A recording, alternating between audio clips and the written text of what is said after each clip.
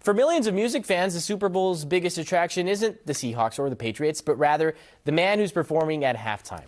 We're talking about Grammy award-winning rapper and singer Bad Bunny.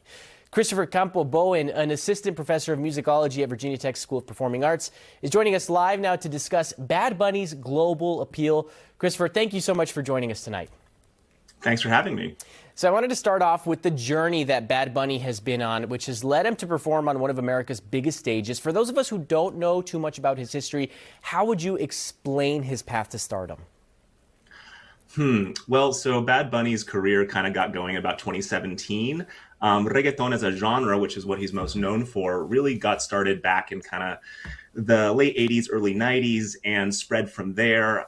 There was a big surge in popularity in reggaeton around 2017 with release of Despacito, which had a Daddy Yankee featured on it. And from there, you know, Bad Bunny's just been putting out albums, and in this era of streaming, his music's been building. I think part of what people react to in his music, in addition to reggaeton being a very danceable kind of genre, is his attention to like lots of different details, bringing in lots of different kinds of musical references and different genres from across not just Puerto Rico, but also Latin America as a whole. So you mentioned some of the past reggaeton stars like Daddy Yankee or Don Omar. They never reached the level that Bad Bunny has reached. What do you think has made Bad Bunny's appeal different, and how has that propelled him to the level that fame that he's experiencing now? Yeah, I mean, I think he has really branched out. It's not that, you know, he still is very much doing reggaeton, but he is pulling on lots of other genres, constantly changing things up, keeping it fresh. Even in individual songs, he changes up rhythms, he changes up musical approaches.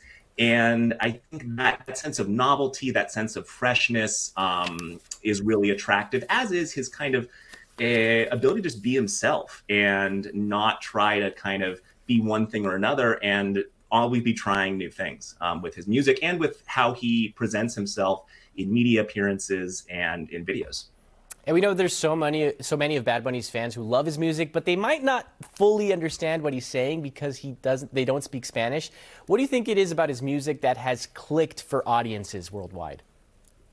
Yeah, I think, well, for one thing, it's just so danceable. I mean, reggaeton from the beginning has been a dance music genre, draws on rhythms like the dembow rhythm from Jamaican dancehall music.